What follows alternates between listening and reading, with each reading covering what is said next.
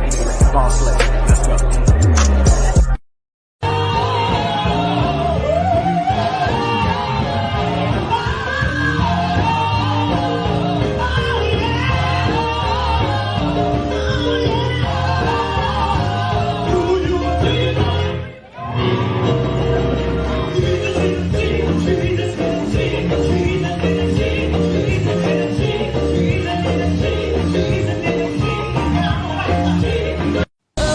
Stepping into the arena is 90s R&B sensation Truth. Join Truth as they sit down and share new single and tour. Details with Boss Lady, Bam, and DL live April 8th, 11:30 a.m. Central, 12:30 Eastern Standard. Mamacita, Spread My Wings. All I do is think of you. It's the arena show with 90s R&B sensation Truth live on Facebook and YouTube.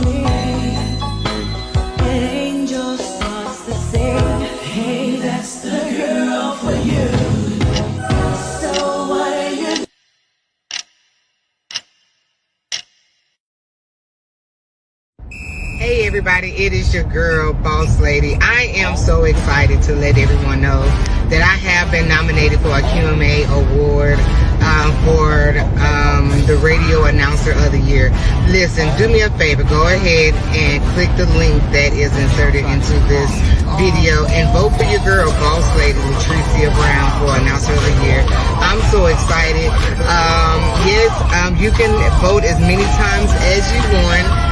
And yes, I'm sorry, you do have to vote for everybody else. I don't know, just do a process of elimination on everybody else. But on mine, please vote Latricia Boss Lady Brown. I truly appreciate it. I love you guys. God bless you. And thank you all for the support that you guys have given me in last year. What is it that Anthony Moore, so I decided to do this thing called Quartet Spotlight, that every time I'm going to do this, but we're going to bring up Jill because I know she cannot be on here long. But after... Play everything. So far, to look at the fact of the, So, how do you feel? Because even though we're talking about your boys, What was that? Third with no wins. they all are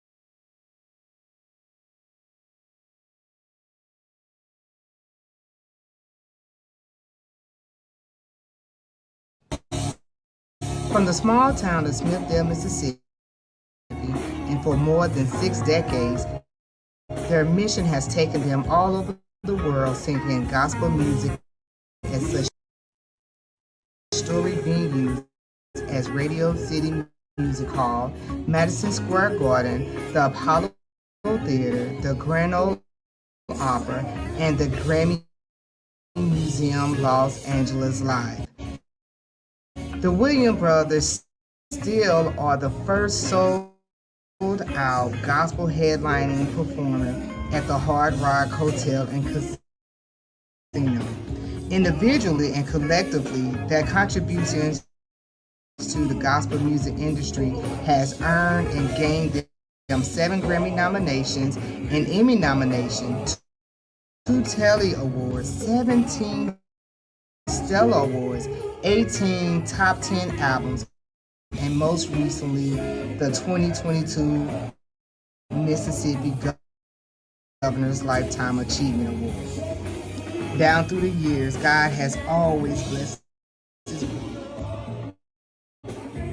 I feel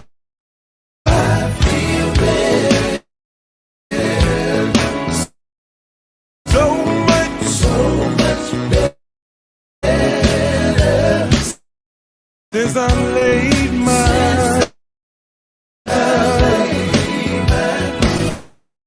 all of my burdens down.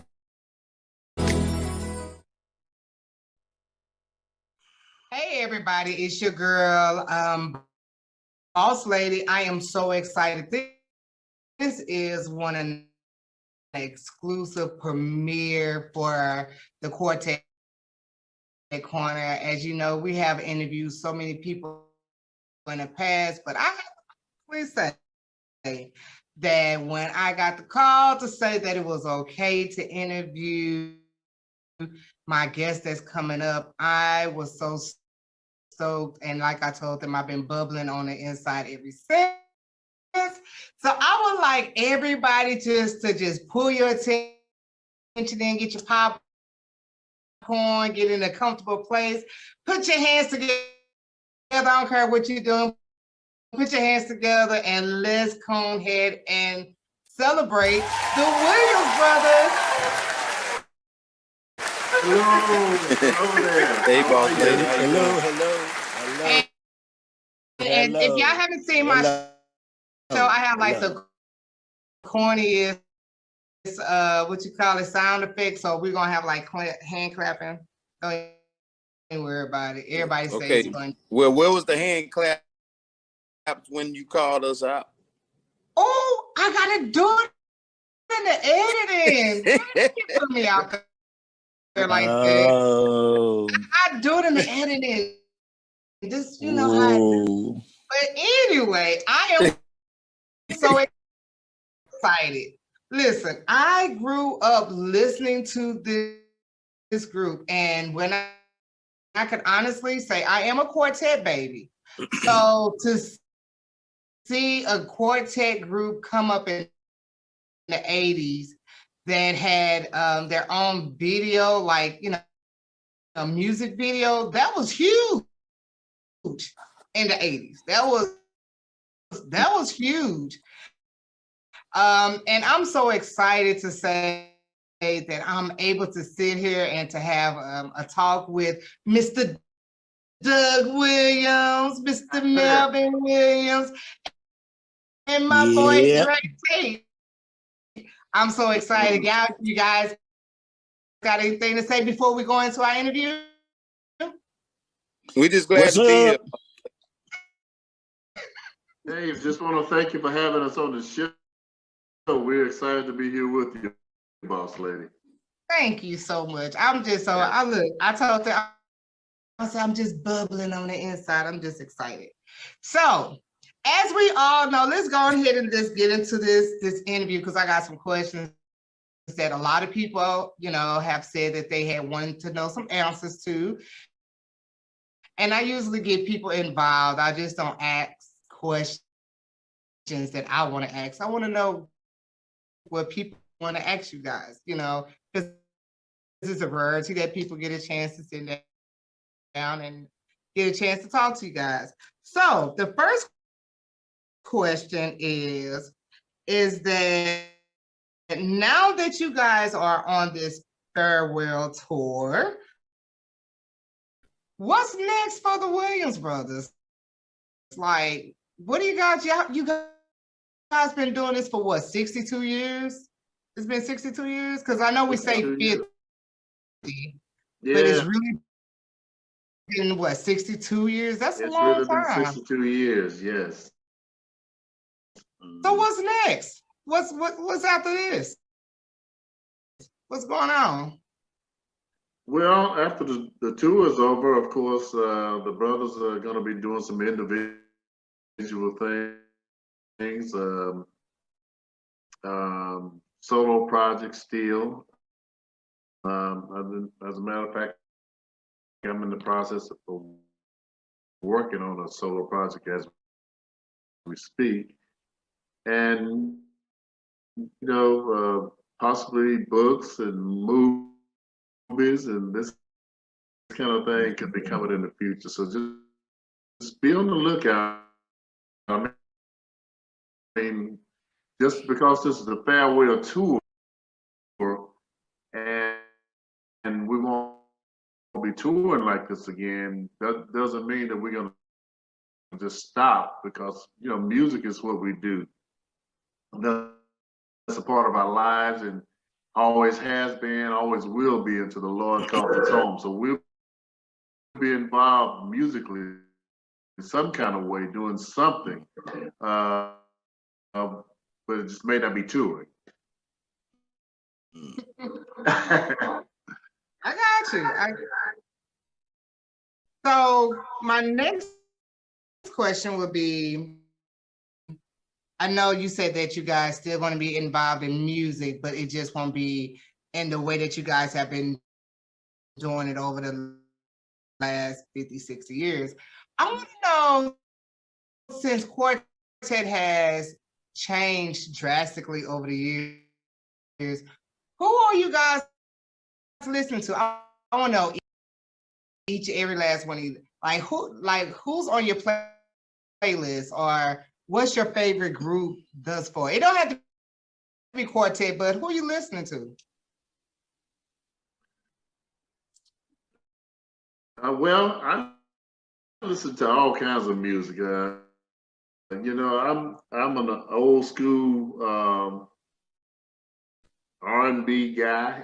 I mean, I'm a gospel singer. I love gospel music. That's my heart and soul. But I still listen to Donny Hathaway and Sam Cooke and those kind of singers. Of course, that's why I really learned how to sing. That's who taught me how to sing, actually. Listening to Johnny Taylor and Donny Hathaway, Sam Cooke, and so I still listen to that old school stuff from time to time. But of course, gospel-wise, I still love the Clark sisters. I still love I love Jacqueline Carr and those kind of artists who are doing very well right now. So I'm excited about that. Mr. Melvin, who you listening to? Well, some of the same stuff that Doug. I'm old school too. As a matter of fact, I just left the Essence Festival Sunday night and hung out with my buddy John McGill of New Edition, and they took us way back, and the Isley Brothers. But you know, all the old gospel singers, the Hawkins, Andre Crouch, Mighty Cloud of Joy, like I said, James Cleveland, all of those people was a big inspiration to me, and of course, like Doug said, Donny Hathaway, and the newcomers. You know, like you said, you got Jacqueline Carr, and I'm you know, they're not playing him that much on the radio right now, but I'm a big J Moss fan, man. J Moss and Dietrich Haddon, them cats can blow. You hear me? Okay, they can blow. I like the new cats, but let me tell you something. They can blow. And believe it or not, he say he can't sing, but he does everything else with excellence and whatever he does. And he's one of my all-time favorite gospel entertainers per se. And that's Kurt Franklin. Yeah. And I also been listening to Rance Allen. So I've been kind of listening to Rance lately. So yeah, I love some Rance Allen. Okay. Jay? I'm gonna say a lot of Jonathan Nelson, Jason Nelson, I think it was. Both of them really. Yeah. Them twins up there up north. I've been listening to a whole lot of most of his older, I guess, when he put out Shifting the Atmosphere. I never heard that whole record until now. And I listen to a lot of him now, you know. So between that especially Donny Hathaway, man, that's like almost like an everyday thing for me. But I just I'm listening to all music, really. It's even our quartets, our up and coming quartet. Right. Yeah, I'm listening to I'm listening to a whole lot of our new and upcoming groups. I ain't gonna call no names because I don't want to. You know what I'm saying? But I listen to a lot of them. Y'all think we ain't listening? We can hear you. Well, right. Yeah, but Drake. I was just gonna say ahead, Drake. I thought you were gonna say something. Name one other one that I've been listening to, and I really love her. Lisa Knowles, Brown singers. Yeah. She is bad as she want to be, and some. Love it, Lisa Knowles. Yeah. And you cannot leave out the Williams singers, man. Absolutely not. They're off the chain, man. I'm sorry. Oh yeah. They are off the chain, man. They're off the chain. So I ain't gonna call my favorite one out there right now. I ain't gonna do that, but I got a favorite. Who's your favorite? You wouldn't. A lot of people wouldn't even believe, but I am a Roy and Revelation fan. Roy, yeah, Little Roy. I like Roy. I like Little Roy. Oh God. Mm-hmm. Yeah, Roy knows I'm a fan. I let him know all the time that I'm a fan. It's so funny you say that, Tate, because me and Boss Man had got into it this morning about this. Wow. Boss Man just got into it about it. I'm like, oh, we're talking like quartet, like we're talking about like the NBA or the NFL. It's funny, like we talk about it like it's stats or something. I don't know. Yeah. But anyway. Let me tell you. But let me tell you something, Boss Lady.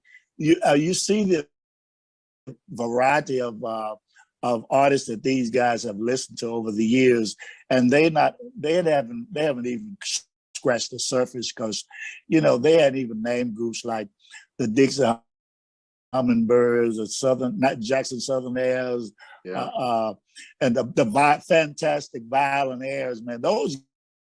The Soul Stairs, man. Look. The groups we grew up on. Back in those groups back in those days, man, were the bomb. When I say the bomb, they was doing it, man, and they was doing it big time too.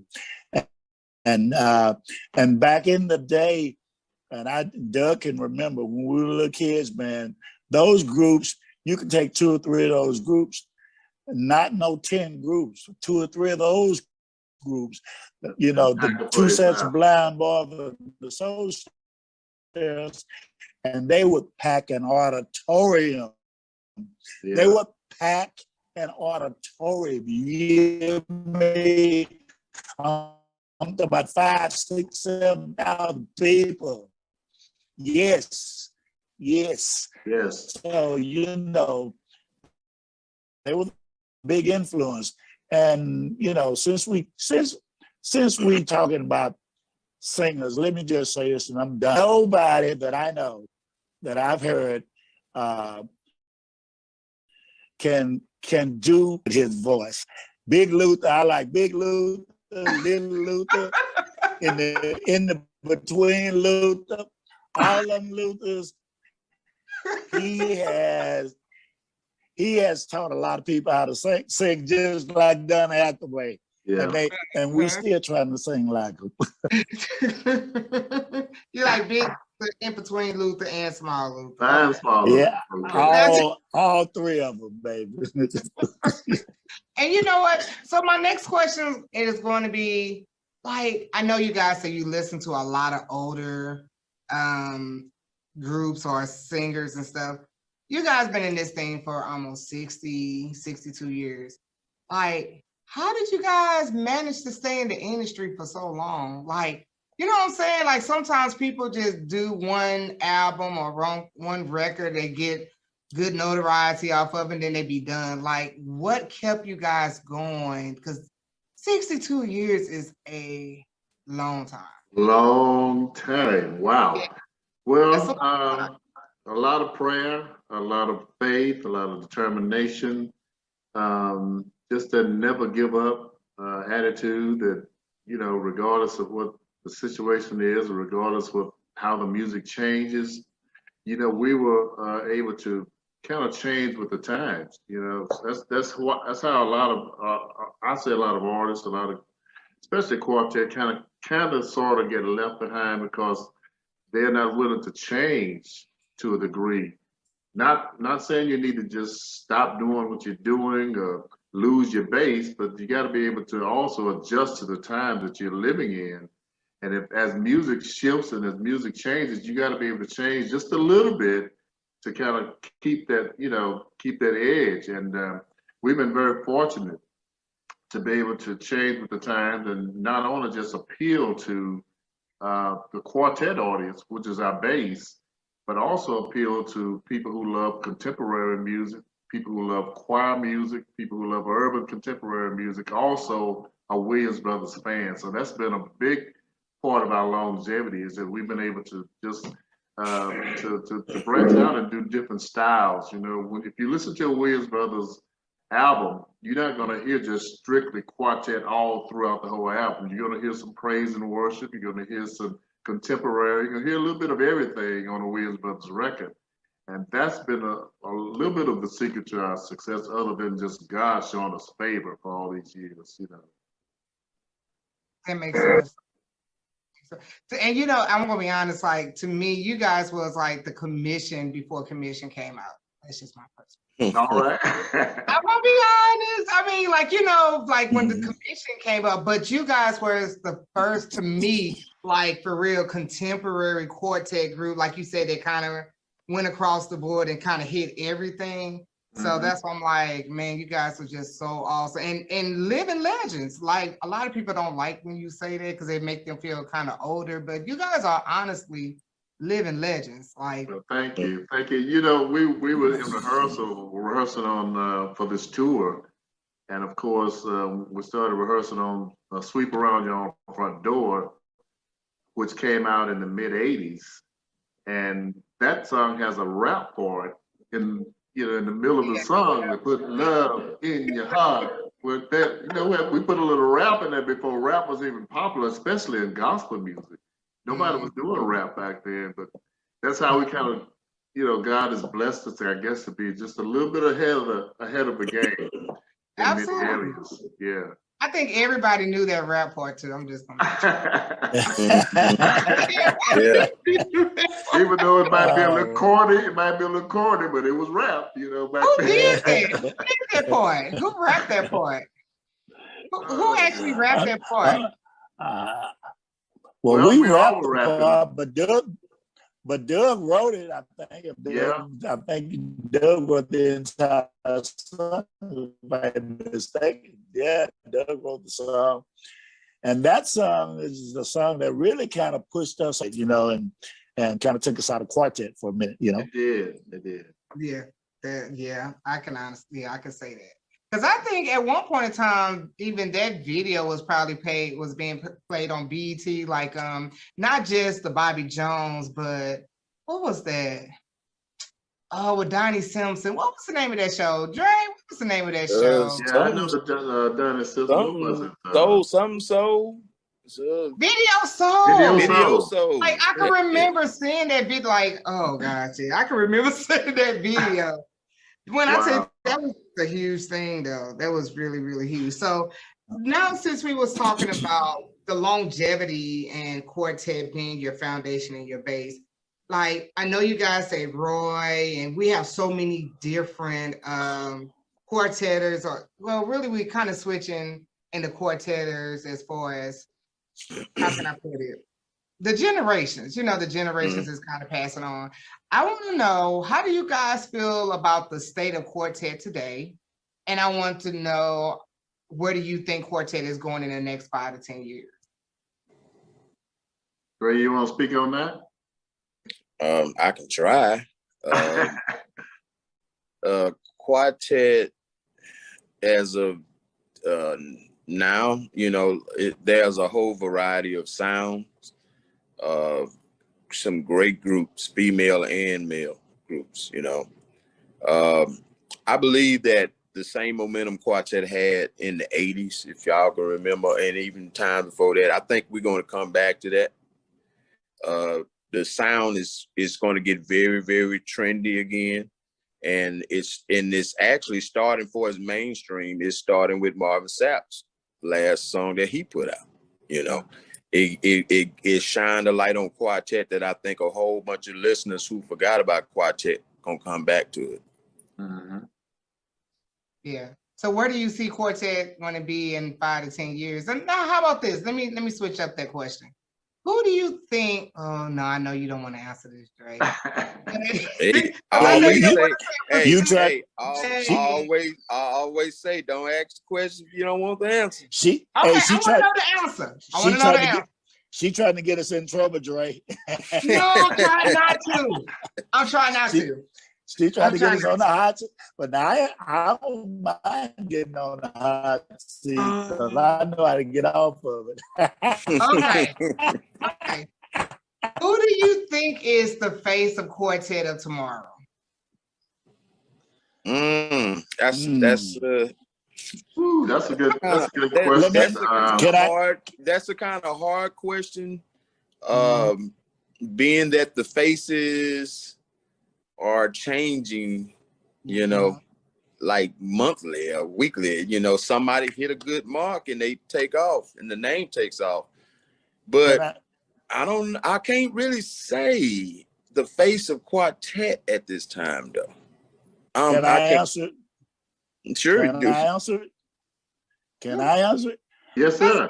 I don't think it just depends on a hit record or what kind of sound you got on this day and time. I think it depends, whatever Quartet has at the end of the day has the right management, the right booking agents, the right business within their organization.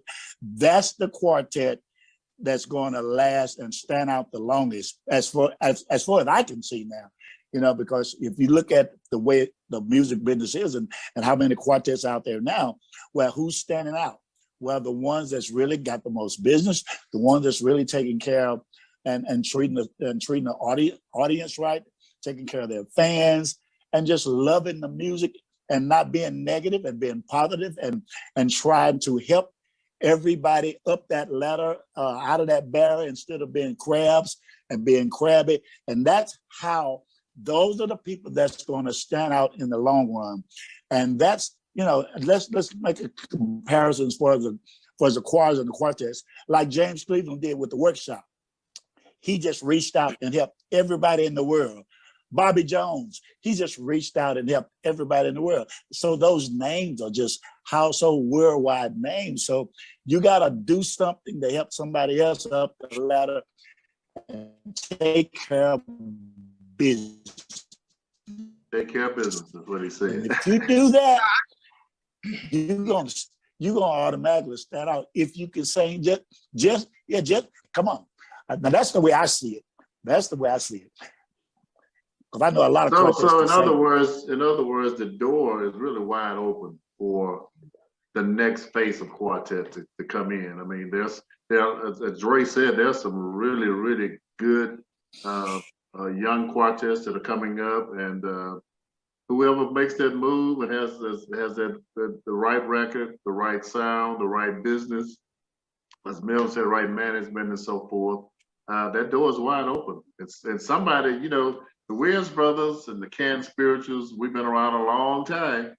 And then eventually we got to pass that torch on to somebody, and we're not going to do it forever, and we can't do it forever. You know, it's not even realistic to think that we can do it forever. There are not many Spencer Taylors left in the world that can do it at 90 years old, you know. So we praise God for him, and we thank God for Spencer Taylor, but there are not many people who can do that. So that door is open. So I want to see who the next Quartet is going to be, who's going to really push through and take that torch and run with it. You know, that there are the Williams singers, there's Roy, and there's so many others, the gospel legends, and the list just goes on and on and on. There's many of them out there that are great singers and got a really good group, good projects.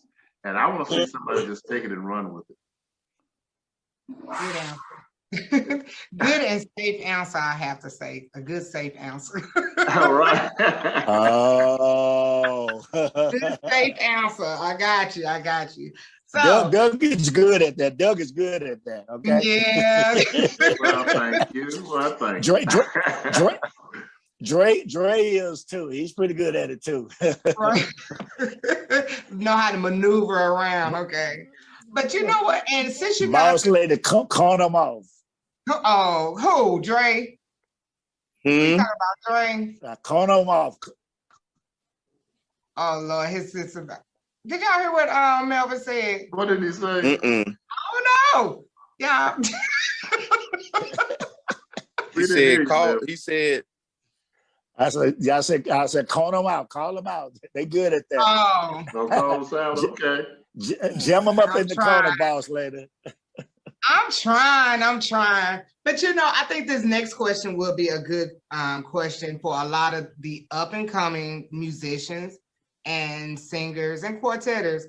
What lesson did you learn since you guys been in the industry for so long? What hard lesson that you guys learned that you probably can pass on to the generation that's coming up behind you? Like, hey, don't do that, or we experienced this, or you know, like what advice would you give up to the up and coming quartetters? But the main thing I would say, first and foremost, is just to be very sincere about ministry. And that's the thing that you have to be sincere about is your ministry. It's not about you know, the fame or the fortune or who can get rich the fastest, or even who can get up and just turn the house out the worst. I mean, you know, a lot of times the quartets kind of get caught up in the battle thing of who can outdo who, but it's really not about that. It's just about really reaching souls and doing the will of God. And you know, if you really have God leading your path, and then you can't go wrong. And when God elevates you, then nobody can bring you down but yourself, you know. And that's one of the things that Jojo Wallace told us when we were first coming up, young guys. We were trying to get out in the industry, and Jojo Wallace of the Sensation the Nightingale sit down and he really took us to school. He said, don't try to exalt yourself, let God exalt you. Because when God exalts you, nobody can tear that down. But you can tear it down, but nobody else can. So, and that was great advice. And I remember that. Now, I was probably in my teens when he told us that, but I still remember that today. And secondly, I would say just educate yourselves about the industry. Learn as much as you can from a business standpoint, as far as your royalties, your music, you know, your publishing and all that. Just know as much as you can, because you're going to deal with a lot of different kind of people in the industry, and everybody that's dealing in gospel music are not saved. They're not, you know, sanctified and deal with the Holy Ghost. So you're going to deal with all kinds of people, and just be aware of, you know, what the things that you have to deal with, and learn as much as you can about the industry. That's important. Education is key. Even though it's ministry, it's business too. So it's both. Makes sense. Dre, you be quiet. Doug spoke for both of us. Doug preached. He literally preached. All he needs to do is grab his ear. Dre is on a two or 3 word sentence. Because somebody got to be the low man. Y'all, I'm a 2-3 words, and y'all are 300, 400 words. But Dre making that. And look, Doug ain't never talked that long since we've been interviewing. I've never heard Doug go in like that. He's on the road. He's on the road tonight. I'll be quiet now. I'm gonna let y'all talk. No. And Dre got the 1 or 2 word liners. Just got okay. I know what he said. I know what he meant. but just to ditto on what Doug said, I think one of the most important things that we did, and even Dre can attest to this, from him being a little boy, with my dad, just extending his hand out to them when they was, him and his brothers were kids. One of the groups that we felt like if we built bridges along the way, it would help us in our career. And as we look back, I know that for sure that it's a lot of the bridges that we build, is because while we're still standing.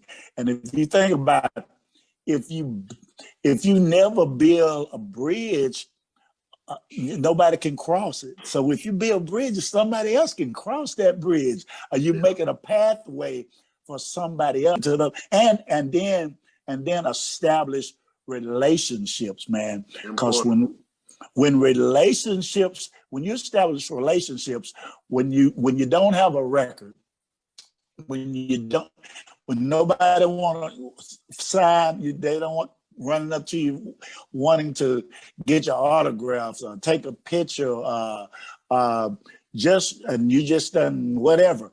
If you got relationships, you can get on the phone and say, just like, and I'm not bragging, this is just like the brothers like Dre, and we can get on the phone and just call up a Johnny Gill of New Edition, and yet we talk. We can call up a Vanessa Bell, Fred Hammond, Al Green. The list goes on. So relationships, man, I'm telling you, it is. Other than putting God first, it's one of the keys, man. I'm telling you. Yeah. Yes, it is, man. And then another thing I would say to all of the quartets coming up to as well is remain humble.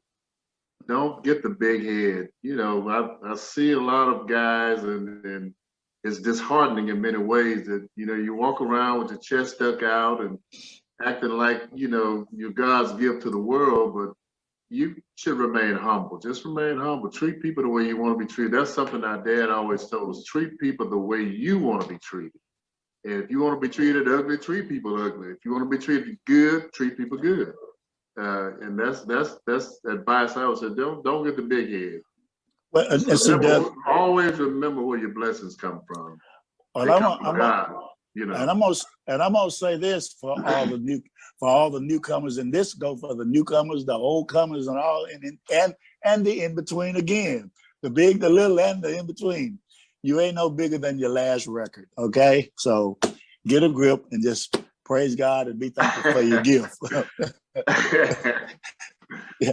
And there are a lot of one-hit wonders out there that feel like they have made it, and trust me, you have not made it. Okay, so let's be frank about it, and I just speak truth, and I don't cover it up.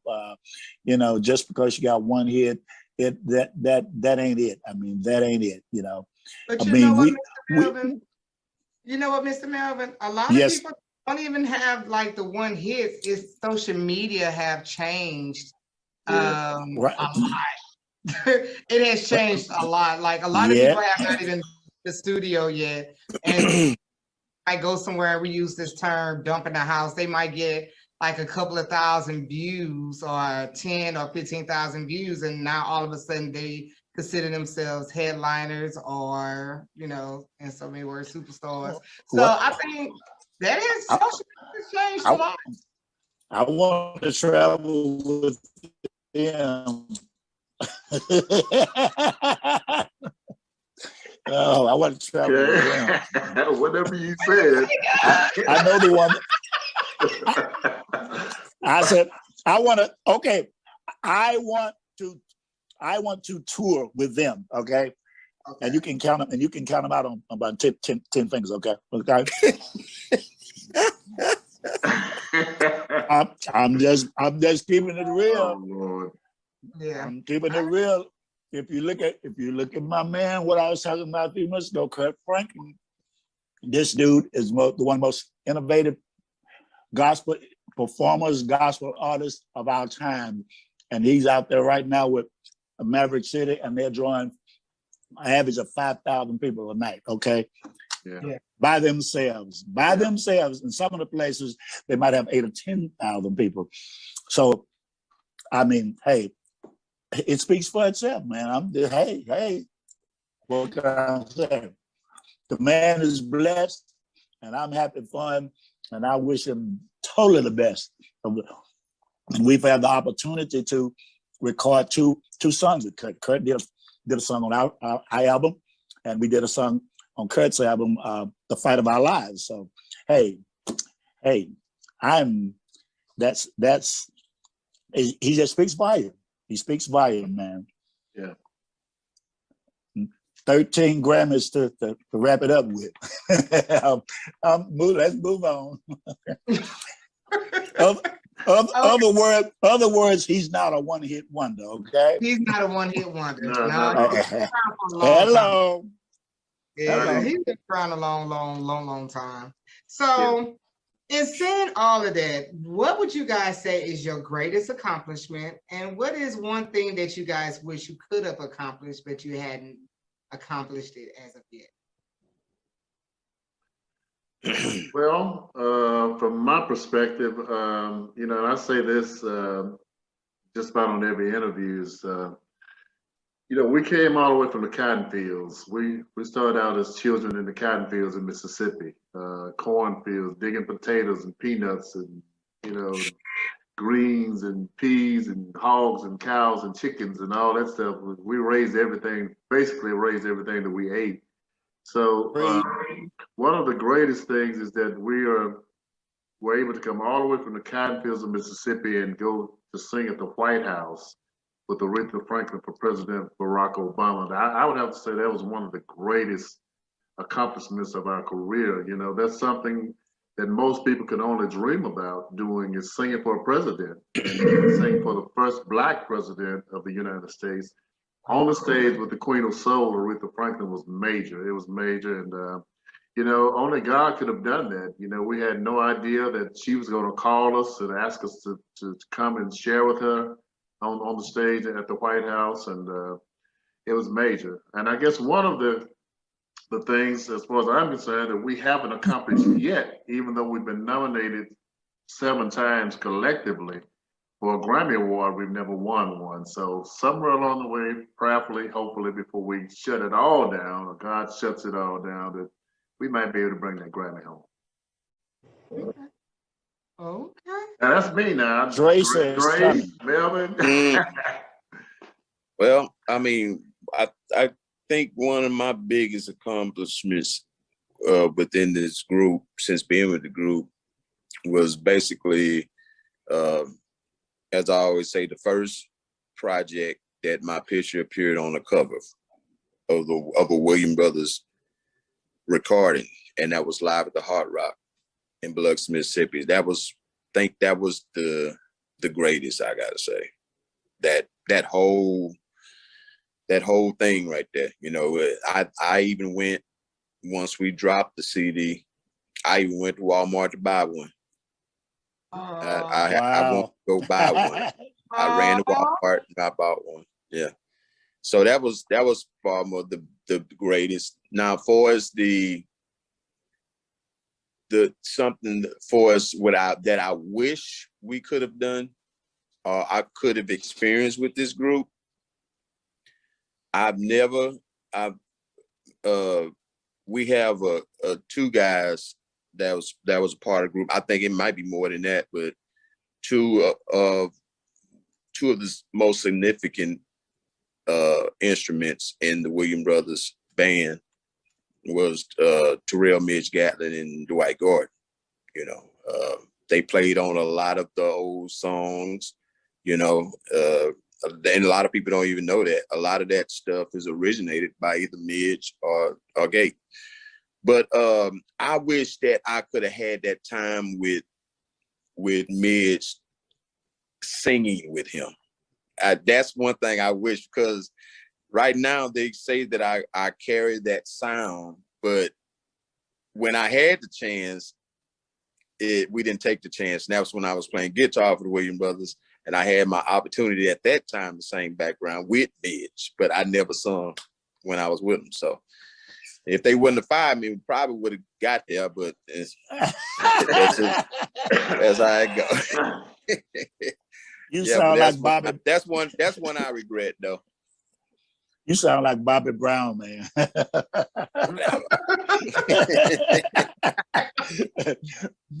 They got a part in their show where they hit one of the hit songs that they did after they let him go, and he said, "I'm going off stage." Why are you telling the show, man?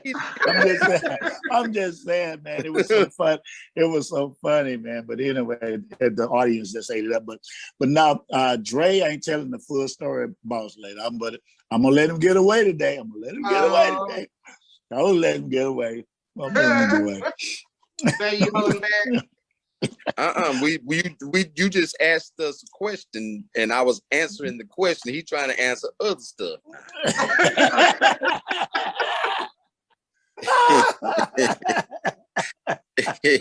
Oh man! If I had a little more time, Okay. That's how we gonna end that one. Mr. Melvin, is that what was your greatest accomplishment? What you wish you could have accomplished? Getting that Wi-Fi right. I'm gonna get iPhone 12 or 13. You need a whole antenna out there.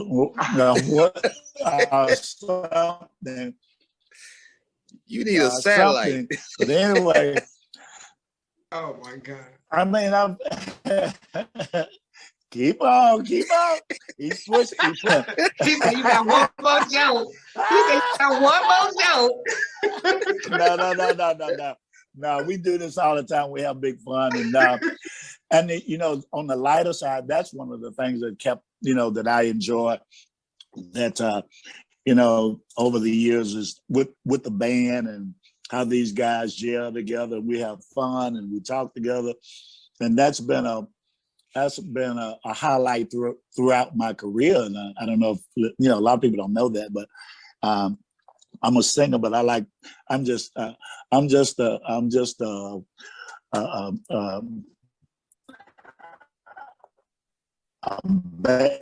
musician by, I guess, trying to play was in the early days. That was a highlight for me, and of course recording with Stevie Wonder and him turning around, inviting us to VH1, and then the VH1 producer of the show heard us sing with Stevie Wonder on Too Close. He said, "Would y'all like to sing behind James Taylor?" And then again, turn around, "Would y'all like to sing behind Chaka Khan, James Taylor, and Steve Winwood?" I'm like, oh my God. And I thought we was in heaven because Prince was headlining that TV special that night. So, hey, man, he was sitting up in the audience. And the only time that I've ever heard him say anything in person, when he came down off of the top of the bleachers, when we were doing top of the auditorium, when Steve and the brothers were doing their sound check, he came down and he says, "Guys, you guys sound really great. Y'all were really great." And I thought to myself, what? Who just said that?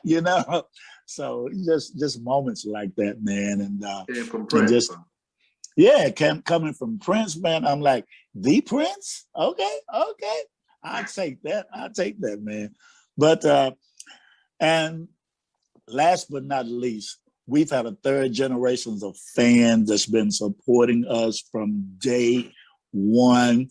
The people that's still with us, that's not gone on, their kids and their grandkids, they are still singing Williams Brothers songs. And my hopes and dreams are with this Nothing But the Hits farewell tour, is to rejuvenate this generation, this new millennia of the Williams Brothers songs. And so they'll be singing them for the next 25, 30, 40, 50 years from now. I want a song that lasts like Amazing Grace. Precious Lord, 349 years, okay? Hey, come on now. And they still singing on the radio. Right. I get it. Well, y'all close to it, because I know Sweep Around.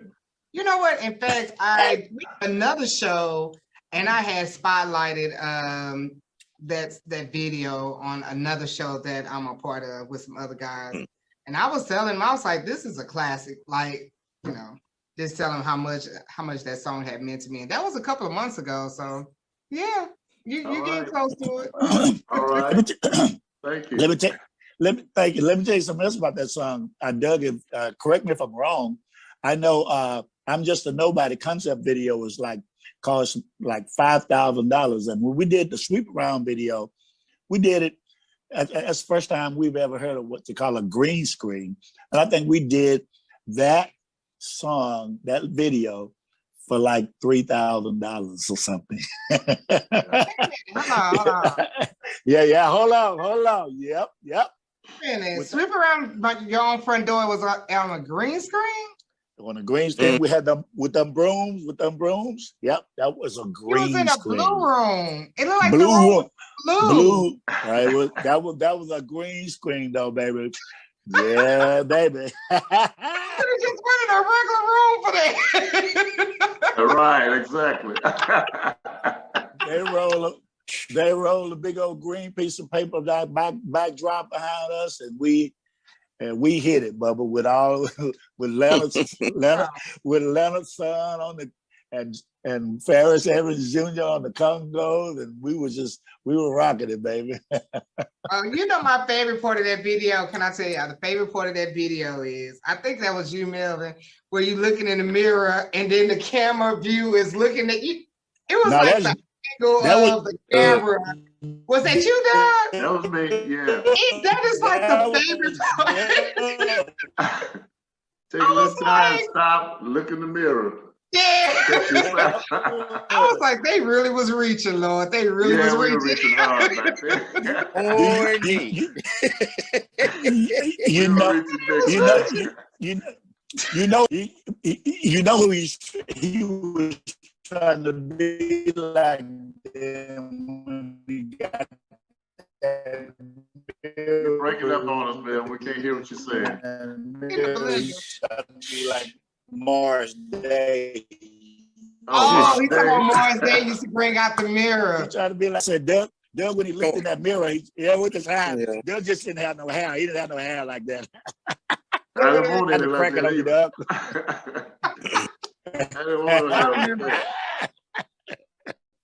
I remember when Mars Day, they used to bring out the mirror, and they used to do the dance called the bird. Oh, yeah, the bird. My daddy just ruined me in my childhood. Like, that's all I remember, man. Like, Prince and all of them. Yeah. That Minneapolis sound. So, in saying all of that, this has been such an awesome interview. I've enjoyed myself so much just talking to you guys. Feel like I've been knowing you guys for years, but I just want to ask one last question. Or it's not even just a question. What statement or what would you like to tell you guys, fans that have supported you guys over the years? What is it that you would like to let them know? I'm gonna do mine real short. Go ahead. You guys are priceless. That's it. Priceless. Well, I just want to say to our fans who've supported us over the years, that we really, really want to say thank you. You know, from the bottom of our hearts, we could not have made this journey without you. I mean, your support, you're going out starting back in the early days, just buying the records. Back then we had records. We had the 45s and the albums, and then it came up to cassettes and 8-tracks and all that stuff, and then on to CDs. But you know, you guys been with us all the way, and we couldn't have made this journey without your support. You know, going out buying the music, buying the tickets to come to the concerts, coming out in the cold and the rain and the heat to see the Williams brothers. We just really appreciate you guys so much, and we don't take you for granted. We thank God for you. I pray for our fans and thank God for you all the time. Yes. Oh, great. Basically, you know, we're very honored, you know, to even be out here as long as we have. I ain't been out here with these guys for 20 years, but still the same, you know. It's just a blessing to be thought of, and when we go to any city that we go to and the fans come out like they did in Miami the other week, it just shows how much you love, you know what I'm saying? So we just hoping that the same thing continue with this Nothing But the Hits tour. We want to see y'all come out wherever we stop. We need to see y'all in the house. See your faces in the places. Yes. I need to make a stop in St. Louis. I'm just saying. We trying to make it happen. Yep. Okay, We got Kansas City on August 21st and Memphis, Tennessee / South Haven, Mississippi on the 28th of August. Coming to Jacksonville, Florida, St. Pete, Florida, Dallas is booked.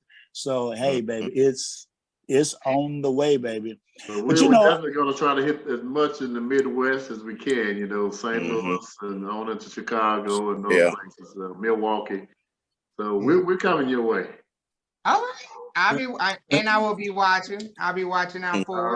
All right. And go ahead, boss lady. Go ahead. And I just want to say that, because we don't say this much, we kind of hit on it every now and then when we talk about the Dixie Hummingbirds and the Nightingales and all that. But I just want to say to all of the quartets that played an instrumental part in making the Williams Brothers and getting the Williams Brothers where they are today, like the Mighty Cloud of Joy, the Dixie Hummingbirds, the Jackson Southern Airs.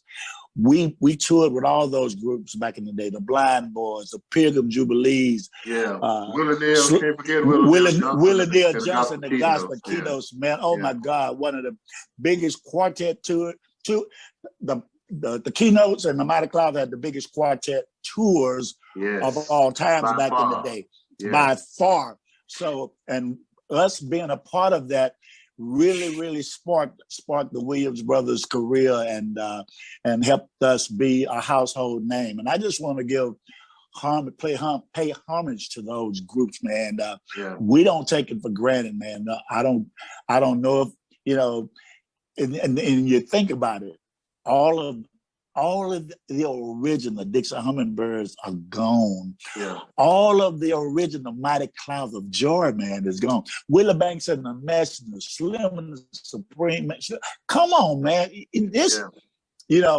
Lee, even up to Lee Williams, the great Lee Williams, man. So God has left us in a place, man. We ain't got no choice but to go give it to him. Give him all the praise, man. Yeah. Yes, indeed. You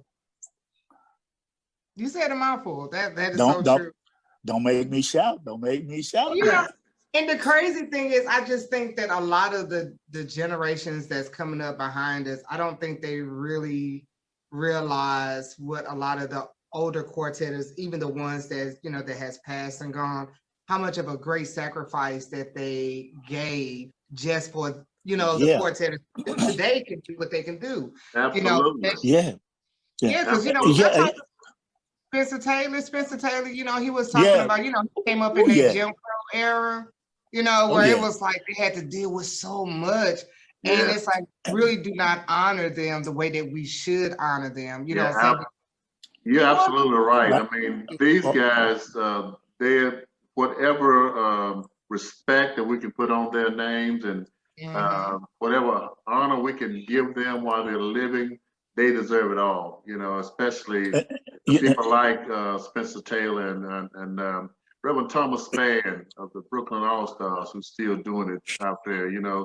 And those my brother Huey Williams, who's in his mid-80s, he's still doing it with the Jackson Airs. These guys have paved the way for so many people. That we don't give them their flowers like we should while they're living. Right.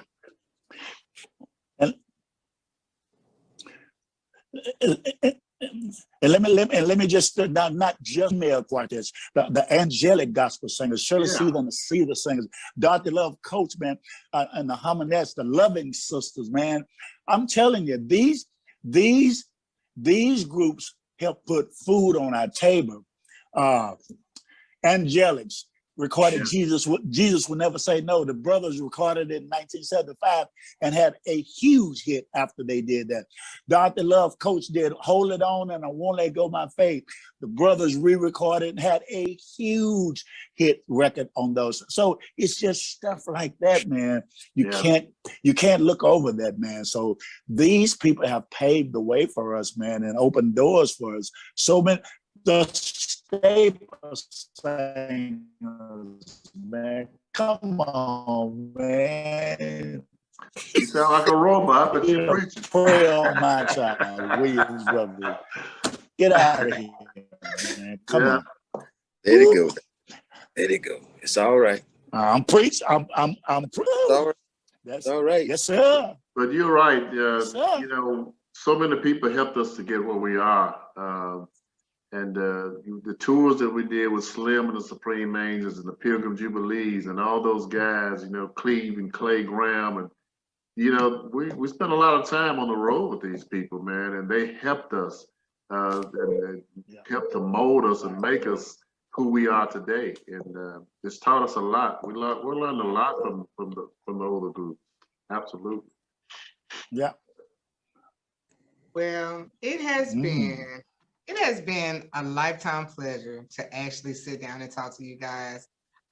This has been a great interview. I can honestly say it has been a great interview just listening to you guys talk, because a lot of times, you know, sometimes people, you know, they don't really sit down and kind of share their heart or just share some experiences that they have been through, because a lot of times they just don't. But I'm so glad that been able to sit down and, you know, get in a little deep about some stuff, even though Dre don't like to say the names. Dre like to say on the safe side, but it's okay though. Like I'm just excited. I really am excited. And I just want to honor you guys, and also just want to say congratulations on your farewell tour. I pray that you guys get even more dates. Like, I hope it just don't end. You know what I'm saying? It's like, I know you guys probably just like, you got what you got, but I know I don't know.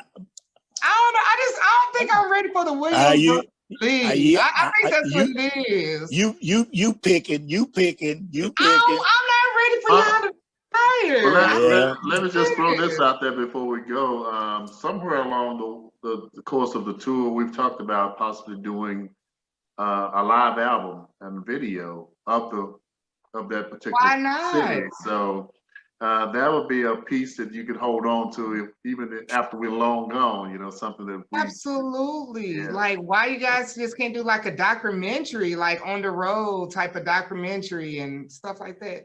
That's a great idea. We might bring that up. Yeah, like the different cities that you guys hit, you know, just do documentaries, like, you know, like little shots where y'all go out to eat and, you know, talk to some of the people. I think that would be excellent. And I don't think it would cost a lot, to be honest. Right. You're right. You can do a lot with a cell phone now. I'm telling you.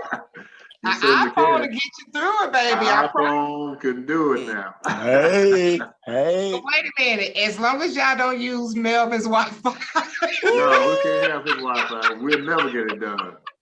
See, now, it's a wrap. We'll deal with him. It's a wrap. See now, Boss Lady, I can't say nothing. This is your show, baby. This is your show, baby. That's the devil's Wi-Fi. This is your show, baby.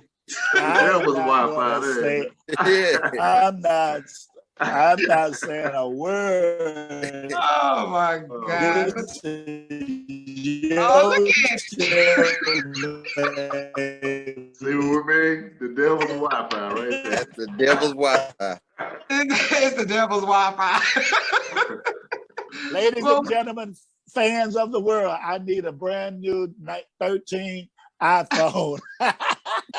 Yeah, I'm telling you, it'll get you through. It'll get you through. But y'all should really think about that. Do a documentary on the road, like documenting the last tour. I think that'd be great. Yeah. We're gonna set up a GoFundMe to get Melvin a new phone. So. Don't do that. Now, Melvin, now they on your hands. Oh wow. But once again, thank you guys. thank you guys so much for joining me. And What's yes, sir. What you was going to say something, Mr. Melvin? who talked? Oh, that was way while ago. Yeah, okay.